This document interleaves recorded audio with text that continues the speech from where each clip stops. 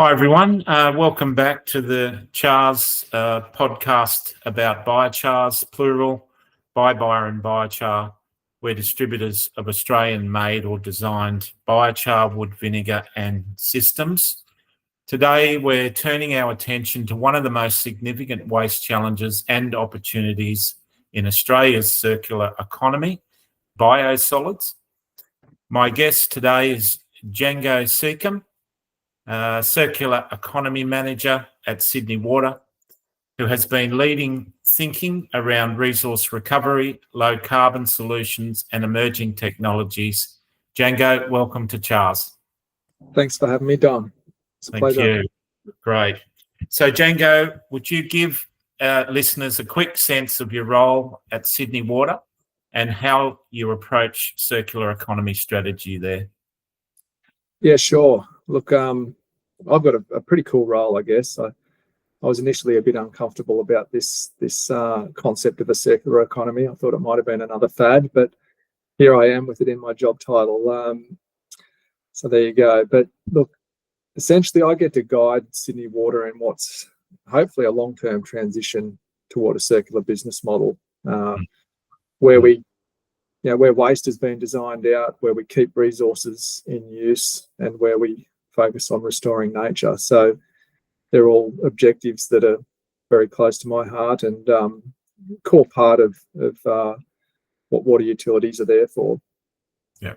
The role itself, it's a bit of a mix of program management and project development, probably more on the project development side. And it's got a strong focus of strategic partnering. So we know we can't do this alone.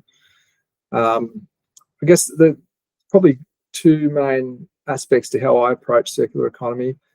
One is, I guess, the systems thinking aspect of it, mapping and understanding resource flows in our business so that we can focus in on those challenging areas or opportunities. And the other side is then exploring those problems and opportunities with the wider market.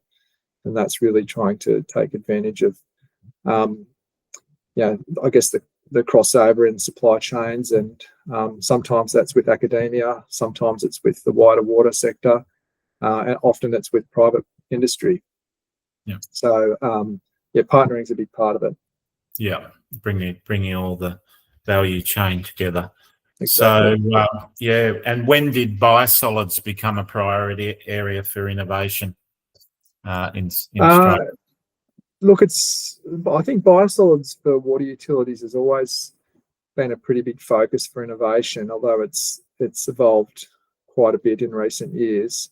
It's obviously a rich source of carbon and nutrients, so it naturally draws the attention of scientists and engineers like myself. In the beginning, it was getting it back to agriculture for obvious reasons. That was probably 50 years ago or more. Yeah. And then I think in the sort of late 90s, early 2000s, that shifted towards renewable energy. And there was a lot of investment into anaerobic digestion and producing biogas for combined heat and power generation. So a lot of innovation happened in that space. And then more recently, it's been more of a regulatory driven shift to, a combination of regulatory sort of push factors and market pull factors around growing demand for carbon credits and in particular renewable fuels also. So I think in the past 5 years, it's that combination of regulatory and market demands that are driving a lot of innovation. Okay. Yep. Great. So let's look at why biosolids are becoming such a strategic challenge for utilities. So how much biosolids does Sydney Water produce annually, and what are the current beneficial uses for that? Sure. So Sydney Water produces about 180,000 wet tonnes per year at present. And when I say wet tonnes, that's at about 70 to 80% moisture content. So a lot of water in there. And it's largely going to a combination of agricultural markets, so broadacre agriculture in central New South Wales, as well as some forestry and some mine site rehabilitation, and some goes into composting as well. And I think that most of those markets for Sydney are a long way away, roughly 300 kilometres for much of it. So, and that's long been a bit of a challenge for us because, as I said, it's 70 to 80% moisture, and you're trucking that a long way over the ranges. I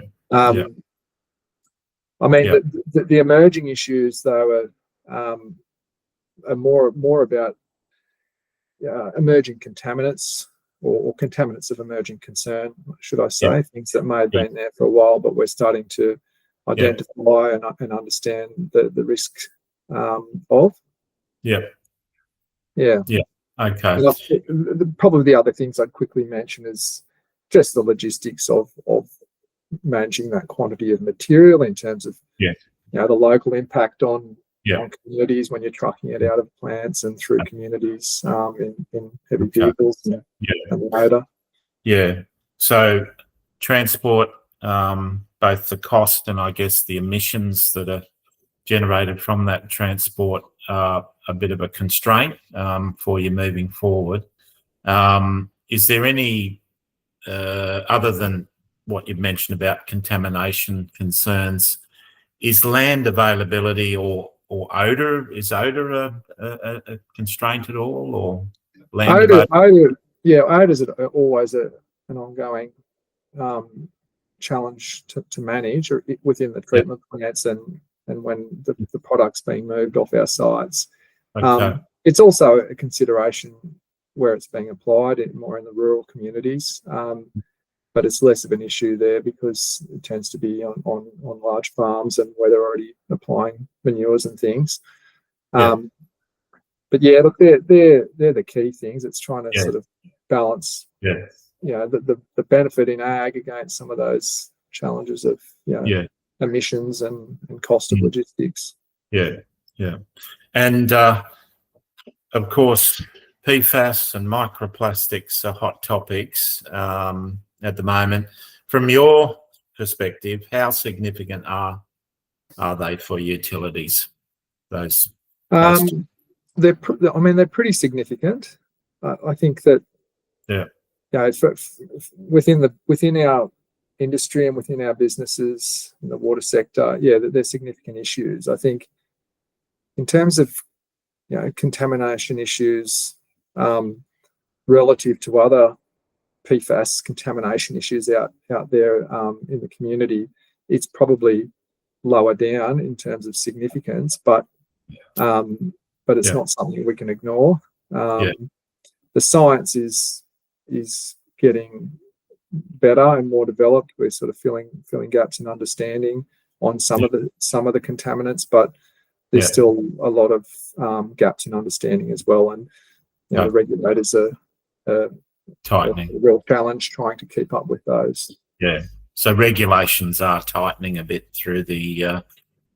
Is it the? Absolutely. So that's right. There's regulations being rolled out at the moment. I mean, there's the national sort of guidelines in the NEMP, and that's flowing through to state EPA legislation. And so in New South Wales, we've just reviewed New South Wales EPA's first or their draft order and exemption for the land application of biosolids. And essentially what that is proposing is a tightening of concentration limits that can be applied to land or are allowable within the soil, which is having a direct impact on what we can apply and how much we can apply. So what sort of application rates, and then that flows onto the economic viability as well, because if you can only put on 10 tonnes a hectare, then it's not really a viable activity for farmers. And what version of NEMP is this? Is this for the viewers? Listeners? Is it 3 point? I think it's NEMP 3. I think what the EPA, the New South Wales EPA have proposed limits at MOS 2, so it's a margin of safety level 2, which is a level tighter than what the NEMP recommended. So I can't remember the numbering definitions of the NEMP, but essentially it recommended we start the regulations at MOS 1. New South Wales EPA have gone a step further and recommended the legislation be set at MOS 2. Okay, MOS standing for the margin of safety. So margin of safety. Okay. Yeah, right. Which is a very complex thing to unpack. Maybe for another day. For another day. Okay. So look, one pathway being explored is carbonisation. So that's why we're here today. So let's unpack what that actually looks like in practice. So if we're looking at carbonisation as a pathway at a high level, what does carbonisation offer that traditional biosolids processing doesn't? Yeah, good question. So I think that at a high level, carbonisation is a process that can, on one hand, deal with a lot of the known contaminants, the organic contaminants, whether that be microplastics or the PFAS family of chemicals, or some of the other organic contaminants. So we know it can deal with those pretty effectively. And on the other hand, you're still getting a good resource recovery outcome. You're producing a biochar that has potential for carbon sequestration and has a broad range of potential applications, from agriculture through to construction, all of the applications of activated carbon as a product, and the list goes on even into sort of more high-tech applications. Okay. So from our perspective, it's a good fit in that regard, because we have a corporate goal to maintain 100% beneficial use of biosolids. Yeah. So carbonisation is certainly a pathway to maintain that. Yeah. And obviously it deals with some of those logistics problems I mentioned earlier, because it's a dry product. There's a lot less volume of it. So we can offset some of those costs. Yeah. Okay. Yeah, that's great. So the thermal treatment of those contaminants, and then retention of things like nutrients within the product itself.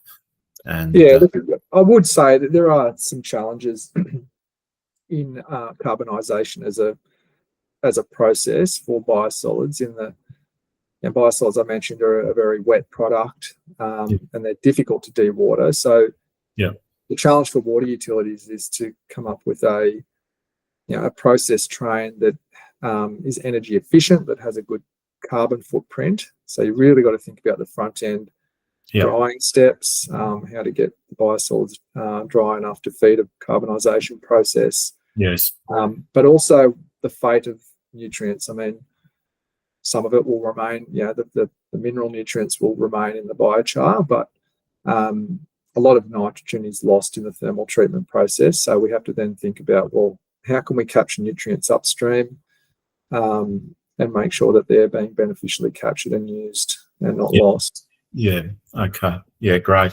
And so I imagine you look at the global context of carbonisation, and so where is this technology being trialled or adopted? I mean, it has a pretty long history of trial and demonstration within the water sector globally. I mean, the technology, as many of your viewers might know, has largely been born out of more of gasification applications in the forestry sector and char sectors. And so some of those technologies that were already in the market have been picked up and trialled in biosolids applications over the last couple of decades. Most of the early trials that I'm aware of were in Europe, where there's been much stronger regulations around land application of biosolids. So in a lot of Europe, land application's been banned for a long time, and it's either incinerated or potentially turned into char. Or God forbid, put in landfills. So Yeah. that's why we saw quite a bit of early innovation and demonstration out of Europe. Yeah, I mean, there's certainly technologies that have come out of the US market as well more recently, and some of those have a history in sort of forestry sectors, etc. Okay. Yep. Okay, great. All right. And what are utilities looking for with carbonisation? Is it reliability, emissions control, PFAS reduction, footprint, or product value? Or all of the above? Probably an equal share of all of the above. Yeah. I mean, we wouldn't. I don't think any treatment plant operator in a water utility necessarily wants to take on a process like this, given that it is pretty complex. It's a thermal process. There's a whole raft of safety considerations that come with them. There's a lot of process equipment. Yeah. So they are really critical considerations. So making sure that the material handling and the process design is safe, it's efficient, it's maintainable, all of those considerations. And then we're looking at, is it the most cost-effective approach to deal with contaminants? Because it is generally speaking, going to be a more expensive processing model than conventional anaerobic digestion. So we're certainly looking to minimise those costs to achieve those decontamination outcomes. And the product, to be honest, Sydney Water's just made its first investment into carbonisation. It's not operational yet, and that was a bit of a no regrets decision as part of a treatment plant amplification, where we had the choice to either amplify anaerobic digestion or put in carbonisation at a similar cost. And of course, the carbonisation could preemptively deal with a bunch of regulatory risks around contamination. So that was the sort of basis of that decision. And now the product value and what we do with the product is coming somewhat as an afterthought, not intentionally as an afterthought, but just that it wasn't really a capacity to look at it during that investment decision process.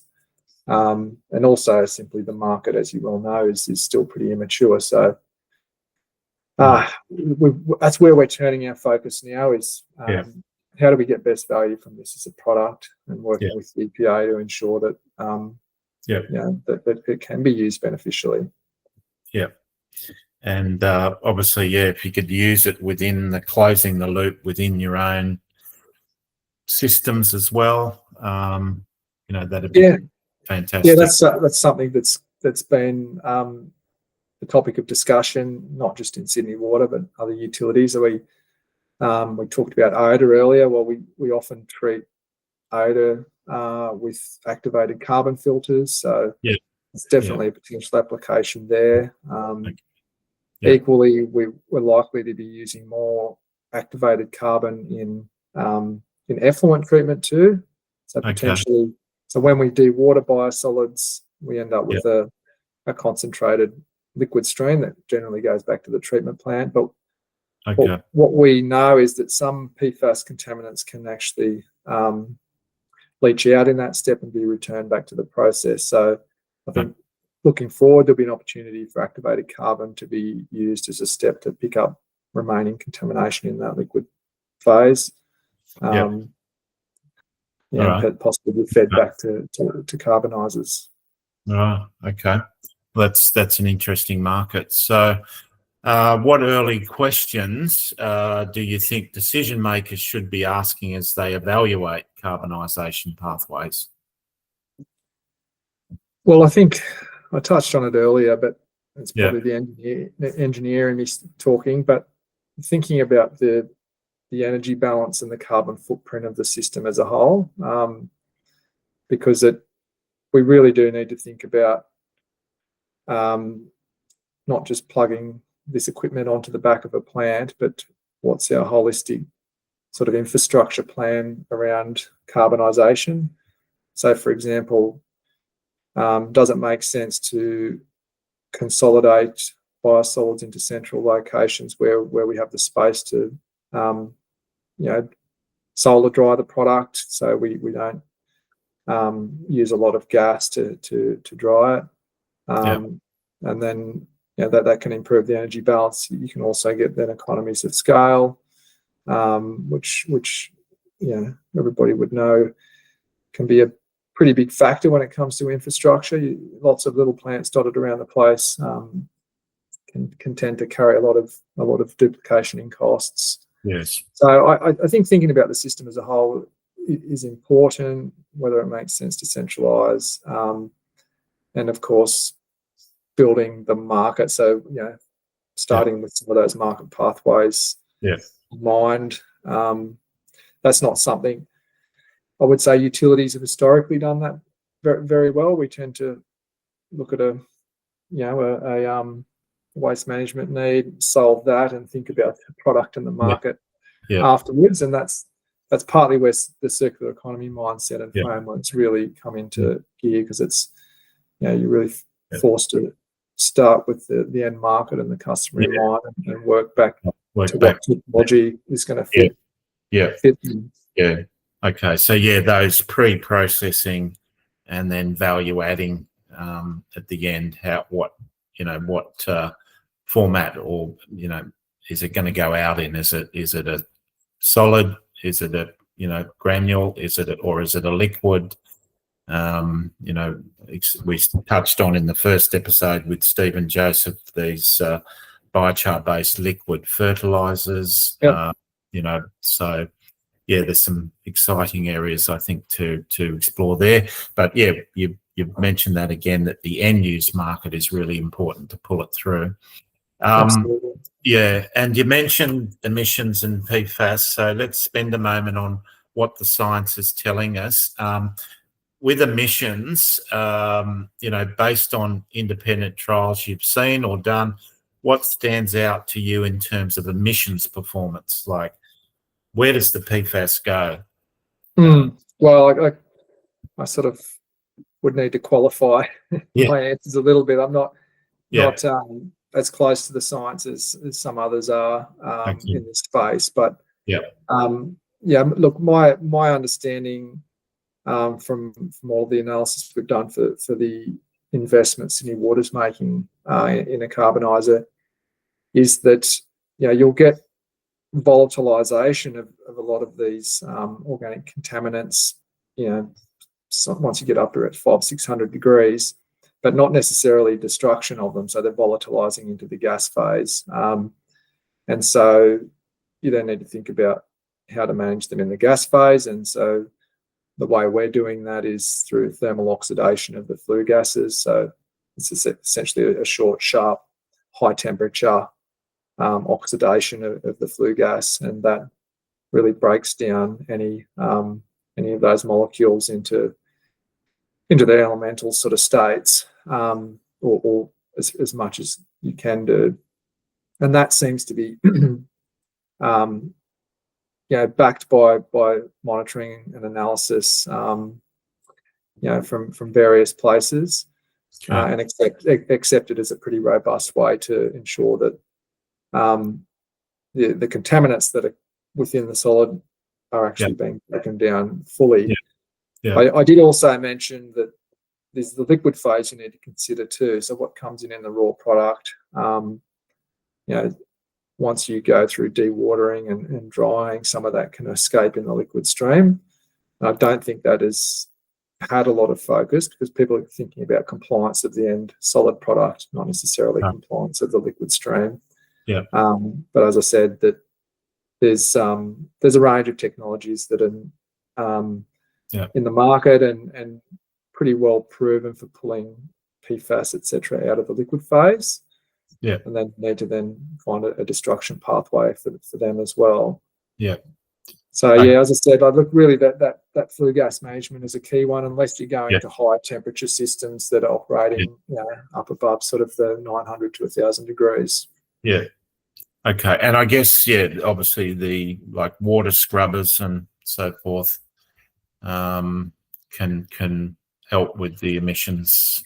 But yeah, look, there's all of the other aspects to emission control of particulates and NOx and other things, which are pretty well understood. We've had the scrubbing systems to pull all of that stuff out, but it's really that thermal oxidation step on the flue gas, which really gets it. Yeah. Seems to be the critical point. Yeah.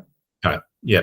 So with PFAS behaviour now, PFAS is a major concern globally, as we know. From your reading and engagement with researchers, what do we know about PFAS breakdown at those high temperatures? That's. I'm really probably not close enough to the science on that one to give I think an informative answer. So might have to come back to that in a future episode with one who's closer to the science, because it is this is a rapidly evolving space. There's very few full-scale installations globally that are operating for this purpose and really monitoring at a fine detail. So all right. Okay, so what further data or testing would utilities need or like to see before scaling? I think in Sydney Water's case, we've selected a pretty well-established European technology. So, we haven't operated, of course. So there's still questions around how efficient and how much effort is going to be involved in operating this 24/7. So I think a robust set of operating information to understand, what the owner experience is like over 5 to 10 years is still a big gap for water utilities. And we'd love to see that, but that can only come with time. I think the energy balance piece is something that needs more focus. So there's been a desktop review done to understand what the energy balance of these systems will look like depending on your drying system, etc. But it varies very much from application to application, and so I think there needs to be a bit of a more robust methodology in place, and I think that will be crucial if carbon, for a carbon credit methodology to be put in place. So there are a couple of key things. And this is we were very pleased at ANSBIG that biosolids to biochar production was now included in the NGERS reporting. So that is quite helpful. Yeah. Is that helpful? Can you talk to that a little bit?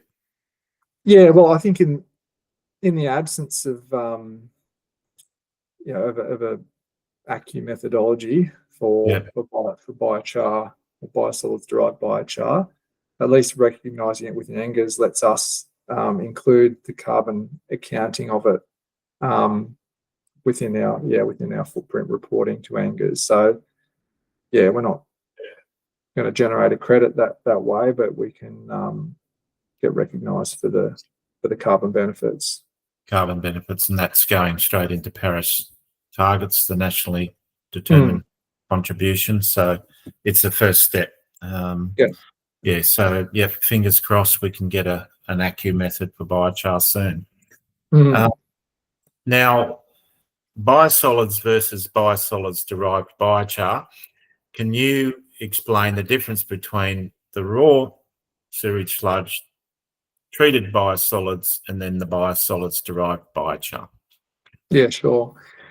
Look, a raw sewage sludge is really the organic solids that are settled out from raw sewage, so they haven't been biologically treated at that point. It's it's pretty much what you flush down the toilet as solids or flush down the sink, and that's settled out at the front end of our water resource recovery plants.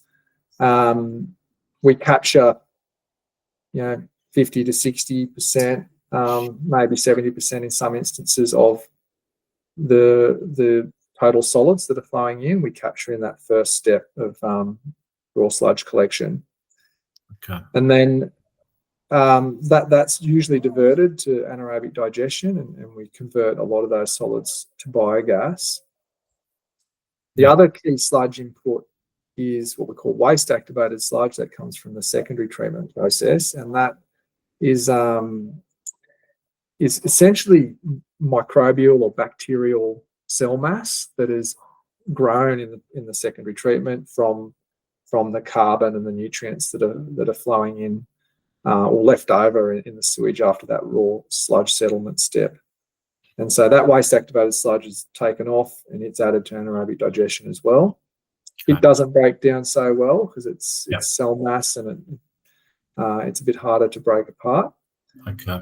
And in effect, they go into digestion, and then the anaerobic digestion breaks the two sludges down somewhat, producing methane, more microbial cell mass, and then we're left with a digestate, which we dewater to produce biosolids. So biosolids is essentially the dewatered digestate. Okay. And that's essentially, there's this bacterial cell mass that doesn't break down very well. There's lignocellulosic material from toilet paper and vegetables and stuff. And then a small amount of inorganics, silt and things like that ends up in the biosolids. Okay.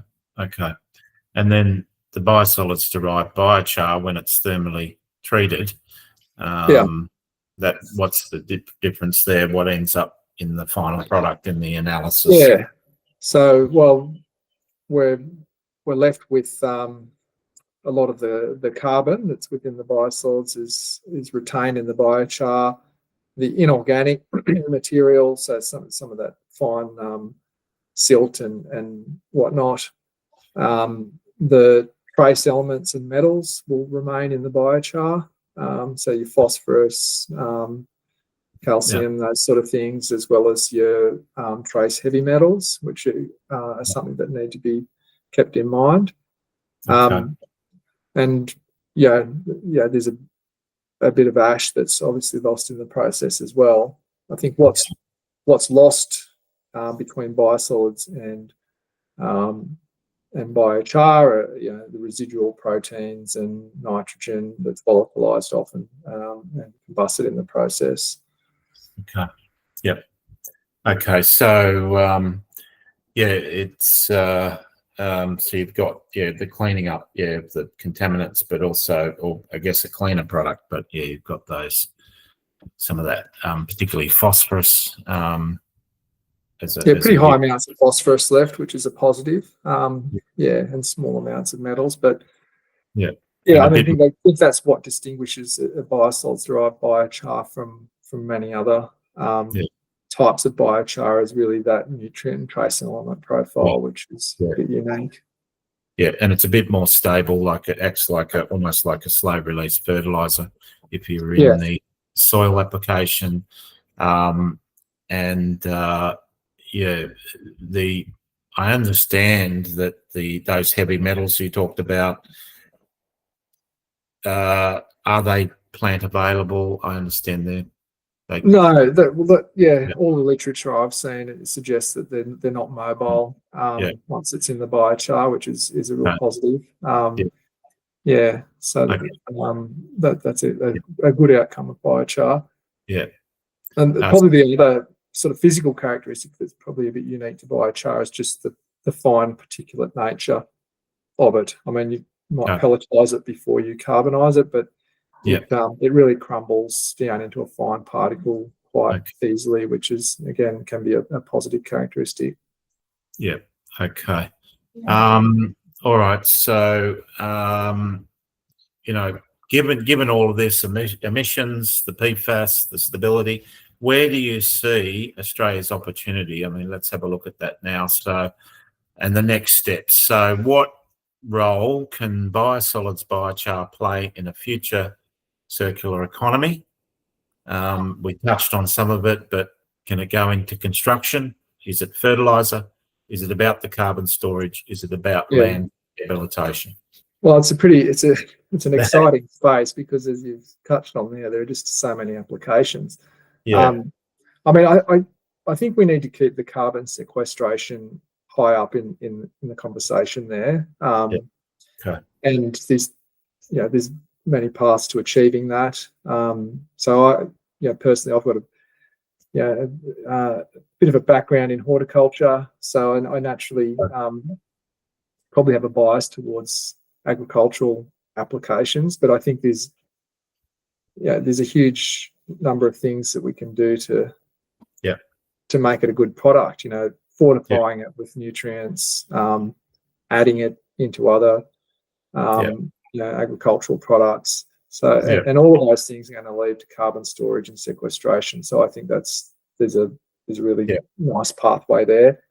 The construction one's an interesting one as well. We've Sydney Water's done a little bit of early research with one of the Sydney universities on adding it into concrete as a to test a few things, but in particular the chemical performance of concrete, and also of course testing the structural integrity or impact of it as an additive. And the initial results of that were really positive in terms of it having no negative impact, probably a positive impact on structural performance of the concrete, but also improving its chemical resistance to attack in sort of corrosive environments. So I think there's a lot of application there. Of course, it's going to bind the carbon up as well. So that's a good outcome. Yeah. And you actually talked about activated carbon applications previously. In future episodes of Chars, we're going to look at poultry litter biochar as an example, and that indicates it appears to have activated carbon applications that are superior to other feedstocks like coal and coconut shell. Is there indications there? We've seen something. Yeah, we've seen a similar result. So again, we've done some early research work with one of the universities, and it was, I mean, just the surface area ratios of the biochar were superior for an activated carbon application. I don't know how much that was to do with the production process, but it seemed to be an inherent quality of biosolids biochar, possibly because of the fine particle nature of it. I think in that instance, like it was produced at a small scale, I think through a microwave process. So there's still a lot to learn about those, but early results suggest similar opportunities for commercial trials and demonstrations there, I imagine. For the right application, I think we need to keep that in mind with activated carbon, and it's got nutrients and metals, so things like that included. So, but there are a lot of applications for it. And it could be a great, circular story there, as we mentioned, within the water sector. So keeping it within the business, that would be very exciting. And how do you see councils, water utilities, and regulators engaging with this space over the, say, next 5 to 10 years? Well, I mean, I'm personally in an active process with councils, looking at the merits of integrated processing, integrated biochar production, taking biosolids and food and garden organics as a combined feedstock stream. So I think that's quite an interesting model. Time will tell, but I'm pretty excited by it. But look, essentially, the reason we started looking at collaborating with councils is because we share the same market for our organic products. They produce composts. Our biosolids go into composts or into the same land application markets. And we share the same market risks around those markets. So we know food and garden organics can have PFAS, and they certainly have a lot of plastics. So there seems to be a shared objective there. We want regulators, of course, to look at the market consistently in terms of what having consistent regs and limits for organic products from regardless of their origin or source. Yeah. Okay.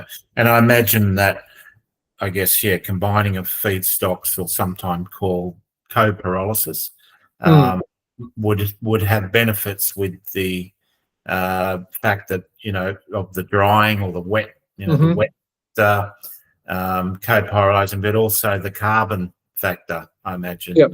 There'd be benefits. Yeah, absolutely. Yeah.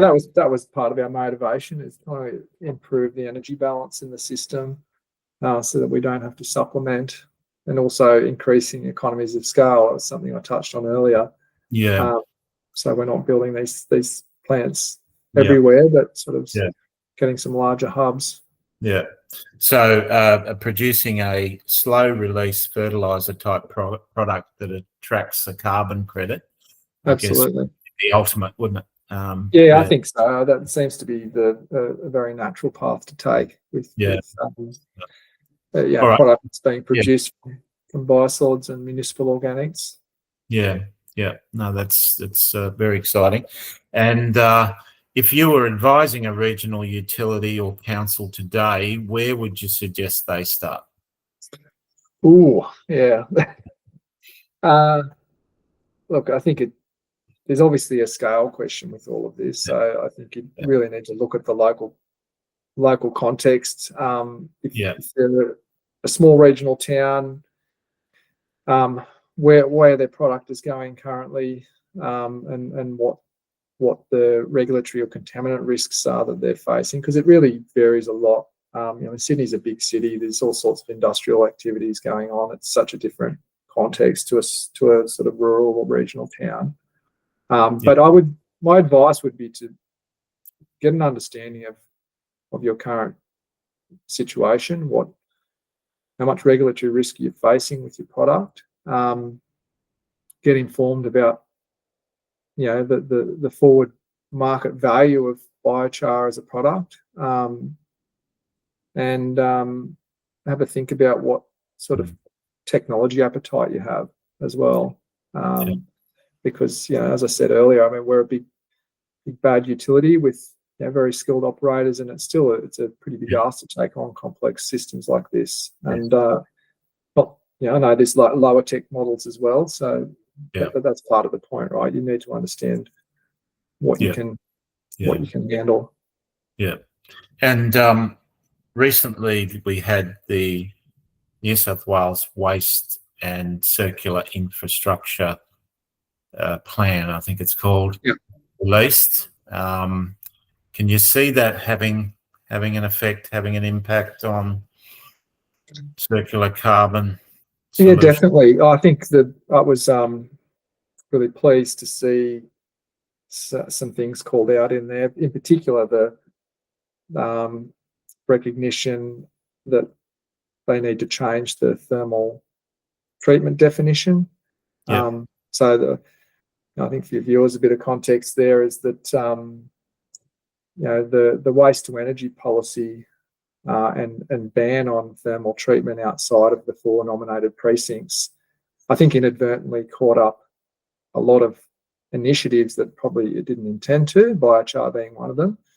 So I think the fact that the EPA have recognised that and been very clear that they're going to revise the thermal treatment definition to exclude biochar production and low carbon fuels is a really positive step. I think it was inevitable they would have to do that, but nonetheless, good to see it, and it just takes uncertainty out of the space that developers and utilities and whatnot were facing.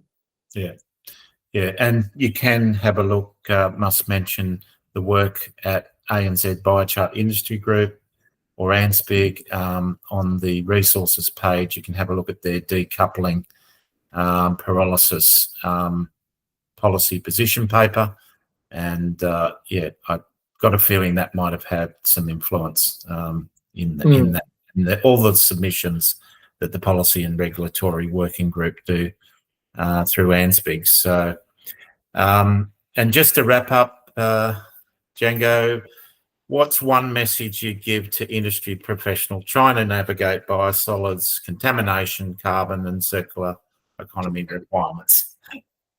That's a big ask. That is a big ask. Look, I think just focus on action, whatever that looks like for you as an individual. What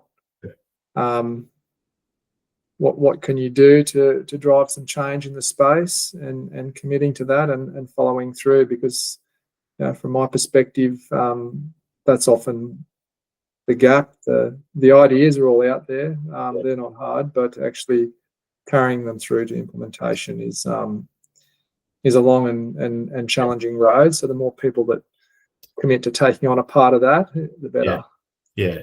So really doing the hard yards.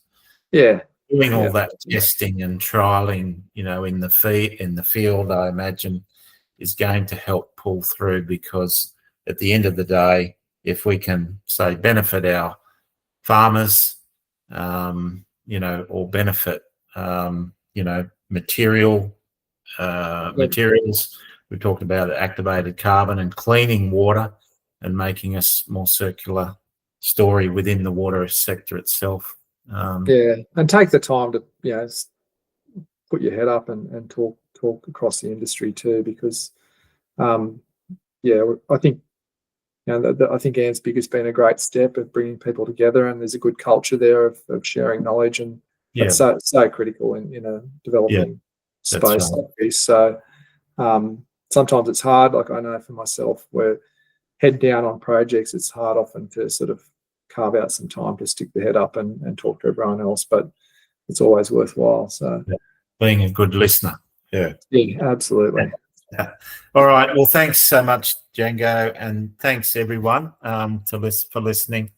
To learn more, visit byronbiochar.com.au or subscribe to Chars, a podcast about biochar, plural, on Spotify and YouTube. So until next time, keep turning carbon into opportunity.